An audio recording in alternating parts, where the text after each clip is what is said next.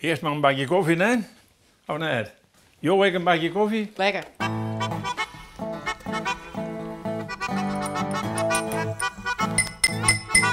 Nou, proost. Lekker een bakje koffie aan. Het mooi zwetten.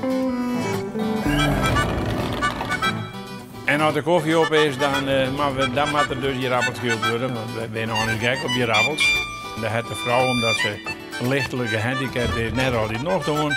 En dan moet ik dat zelf doen. En omdat ik soms zo'n les van reuma heb, dat ik eigenlijk net die rappelschillen ken, dacht ik maak je proberen een rappelschil misschien te maken. Nou, en dat heb ik dus gedaan.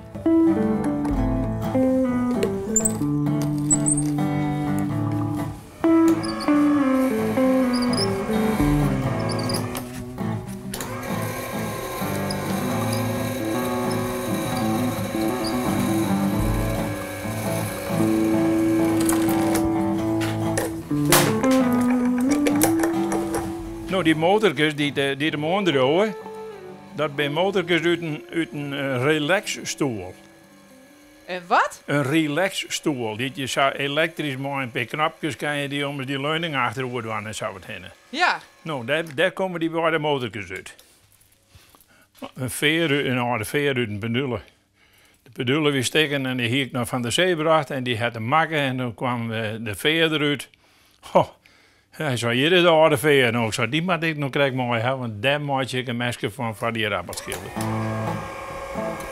Je kan ze uit je handdoek binnen, dan kan je ze met de hand, ik wil zo hard skillen. Maar, aangezien ik wel eens een keer zeer handen heb, vind ik dit nadigheid.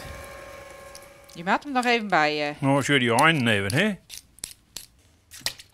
Als dat mesje op in je handen is, en ik zou weer in je rappelschillen willen, dan zoek ik het mesje hier eerst weer in en dwam hadden. Maar dan doe ik het dus zo, ik schil hem daarheen. En als ik hem schild heb, dan doe ik er een oranje appel in en dan laat ik hem die kant uitgaan. Dus dan schilt de die kant uit. En als er hier is, dan laat ik hem die kant weer uitgaan. Dan schilt de die kant weer uit. Ja? Mooi nou.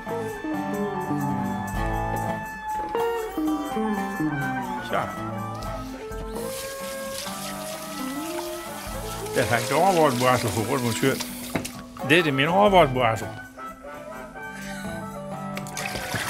En dan doe ik er scheerwater in. En dan doe ik die appel erin.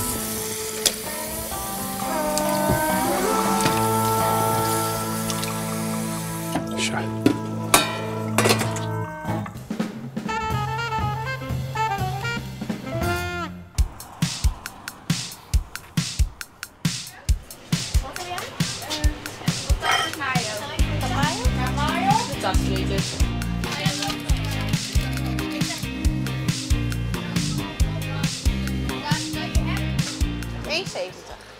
Ja, dankjewel. Samen heb ik het wel eens met mijn man gehad. En ja, dat is al een periode weer rond, denk ik. Dat we wel eens zijn, dat lijkt dus wel leuk. Maar toch om die stap te zetten, daar kwam het net van. Hè. Afgelopen zomer kwam zij ermee aan. Ze zei van, hé, ik vind het wel mooi om wat van jezelf te beginnen. Nou, zo gaan wij eigenlijk altijd alles zo gaan. En zo is het uiteindelijk ontstaan. Dus eerst een testdag gehad, thuis, hè, met familie. Ja. Wat is de lekkerste patat? Wat is de lekkerste frituurolie? Brouwerij. Ja, echt een brouwerij. Nou ja, die is nog heel makkelijk goed uit. Dus vlees werden dat nummer 1. Nou ja, dan hebben we veel dingen bij elkaar. Dus zaten we aan de elkaar deze producten kwamen, dat we zijn dan, dat werd het. En hoe is het dan om met die mem samen te werken? Ja, leuk. Een betere collega kun je niet hebben, denk ik. Is het zo? Ja. Ja. Nee, tussen ons gaat het hartstikke goed. Dus, ja. En ook met werk wel. En we mopperen wel eens wat op elkaar. Zijn we meer dan ik? Ja. Nee, ja. Maar gaat verder gaat hartstikke goed. Ik vind het leuk dat ik het met haar kan doen. Maar zo dat ik wat voor je mem, zo'n mooie mem en... Nee. Nee, dat wordt alleen maar geruzie. Ja, is het zo? Misschien. Moet me niet. Net maar niet mem. Maar wat voor ruzie zo'n dan komen dan? Straf of zo. Dat ik er vol op dat iets. En hem dan ik een bepaalde rol verdelen? Ja, ik ben de bakker.